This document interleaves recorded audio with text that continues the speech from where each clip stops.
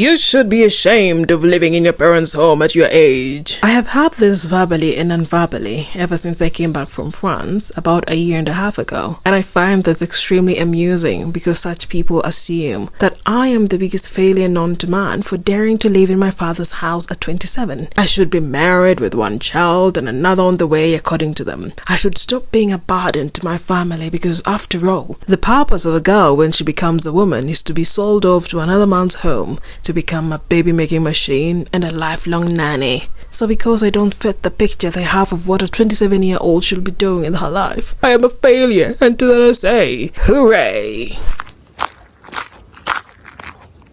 I like being this kind of failure because truth is, living in my father's house is an act of resistance. I've decided that I'm not going to live my life working in spaces where managers are incompetent, and yet I am expected to worship their feet. I am not going to force myself to live in the worst conditions, worse than that of a village dog, in the name of independence. Living paycheck to paycheck, working to achieve somebody else's dream in my most precious years, that is something I have no interest in. Not when I still have a home in my village. As a firstborn daughter in an African family, this is my act of resistance because I refuse to burn myself out into trying to be the proverbial good daughter, but really a trophy for my family to show off to everybody else. What I find to be more amusing is that these people that say I'm a failure for these choices don't even ask why. But why would they ask? They only care about killing any hint of life in me because that is how they can get me to become the good woman that lives as a supporting character in her own life to make everyone else's dreams a reality. I really don't understand this obsession with children leaving their parents' homes at a certain age. Is there really a good reason? A job? A way of earning a living? Do you even know how ridiculous that sounds? We have gotten to a point in our existence as a species where we bring children into this world only to go to school to be trained as obedient workers and thereafter abandon their families to pursue a way of making money to help them to afford to stay alive. This is insanity. And the fact that those who don't subscribe to this insanity are the ones being called failures is beyond understanding. This is proof this species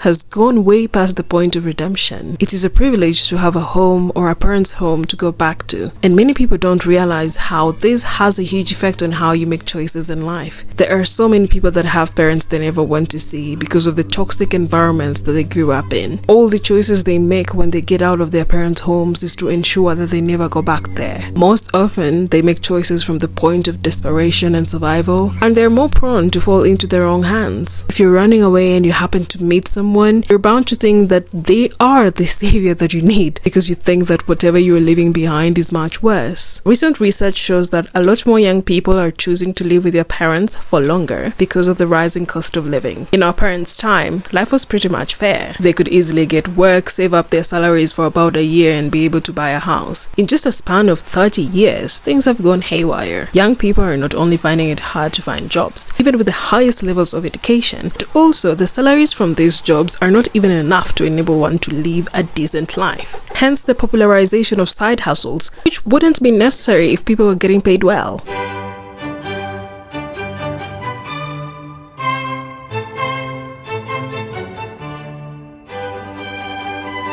Mais regarde comment ma coiffure est très très belle. En fait, c'est une belle jour. Alors, c'est un petit moment pour pratiquer le français, donc pratiquer ma prononciation, parce que moi, je parle pas beaucoup, donc il faut que je fais beaucoup d'efforts pour que je n'arrive pas à oublier cette langue. La poésie d'aujourd'hui, c'est à la musique par Arthur Rimbaud. Arthur Rimbaud à la musique. Ça, c'est le titre. Les arbres et les fleurs, tous les bourgeois poussifs qu'étrangle. Oh my God. Les chaleurs qu'étrangle les chaleurs portent les jeudis soirs leurs bêtises jalouses. L'orchestre militaire au milieu du jardin balance ses chapeaux dans la valse des fibres. Mais c'est quoi ça, moi? Je comprends rien. Ouais. le français avancé, c'est très très difficile. Oh là là. Mais c'est quoi ça? Je comprends rien. Alors, on passe à un autre poème. Quelque chose que je comprends. Ok. Non. Pas ça. Ok. Oh. Et voilà. Un autre poème de Arthur Rimbaud. Enfance. Ça appartient à la collection Illumination, je pense. Au bois, il y a un oiseau. Son chant vous arrête et vous fait rougir. Oh. Il y a une horloge qui ne sonne pas. Il y a une frondière avec un nid de bêtes blanches. Il y a enfin, quand on a faim et soif, quelqu'un qui vous chasse. Oh. Ah ouais, j'ai ressenti quelque chose. Oh, parce que je comprends un peu. Au bois, il y a un oiseau. Son chant vous arrête et vous fait rougir. Oh. Oh. Alors, on passe en anglais, non? En ce moment, je suis en train de regarder le kdrama, Brainwax, and in one of the scenes or in one of the episodes, they tell a story of a family where the mother was insanely abusive to her children. She even told one of her sons, actually her son, that her life would be much better if he wasn't born. The other son that she has is her stepson, and she's so abusive to them. And now they've got to a point where they're grown. She ends up being murdered by her own son, not the stepson, her own son. And this episode really made me think about, I'm always thinking about this, but about parenting. Abusive parenting is so rampant, and yet a lot of people make a lot of excuses for it. They're like, oh, parents don't even know what they're doing, you have to cut them some slack. As in, if you look at the major problems that we have in this world today, a lot of them are actually caused by childhood trauma, and childhood trauma is caused by bad parenting. These are things that could actually be prevented. It's absolutely preventable. You just need to create a system or a society where people are actually taught about what parenting is all about. It doesn't make sense that parenting, most important job in this world, but there's no education that goes into it. There isn't even a permit.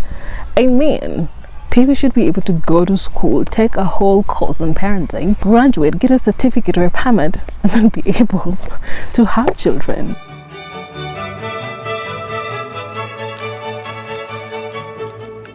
What I find to be even more astonishing is that the world is generating more money than before, but a huge percentage of that is going into the pockets of a few. The gap between the rich and the poor continues to increase year after year, but instead of people asking why this is happening, instead of calling for proper distribution of resources, they want to shame young people for living with their parents after a certain age. One of the things that made me enjoy reading With a Fire on High by Elizabeth Acevedo is the support that Imani gets from her grandmother as a teenage mom. I have seen many people who have been ostracized by their families for getting pregnant in their teen years as if they've committed this grand and unforgivable sin. And it's even shocking how most of these parents that disown their children over these teenage pregnancies demonize sex education. How can you blame your children when you fail to properly guide them? I truly believe the biggest marker of success as a parent is when your children want to come back home. To have children that want to spend time with you because they actually like being around you. To have children that want to spend time with you because they actually like being around you. To have children that call you 100 times a day because they want to see you, they want to talk to you, they just want to spend their limited time with you. I honestly cannot relate to this, and I've always found that people who have these kinds of relationships with their parents to be some kind of aliens. My male-dominated patriarchal family has always been hierarchical, and growing up in such an environment has a huge impact on the kind of relationship or lack thereof that you end up having with your parents in your adult years. Being here in this moment is my act of resistance as I walk towards finding my own path written by my own hands. Living abroad taught me about the shortness of life. There are so many people that lost their loved ones while they were so far away. Some could not even travel for their burials because of financial constraints. I hated seeing that. I hate that we've been taught this idea of chasing a good life by all means, to a point that we forget how fragile life is. You might think that living in your parents' house at 27 is a failure, but when your parents die, you'll be the first person wishing you had spent more time with them. My mother passed away when I was 20. I was just freshly getting into adulthood, and that shattered and shaped my worldview completely. It was the wake-up call I needed to know that time will never wait for you. So now,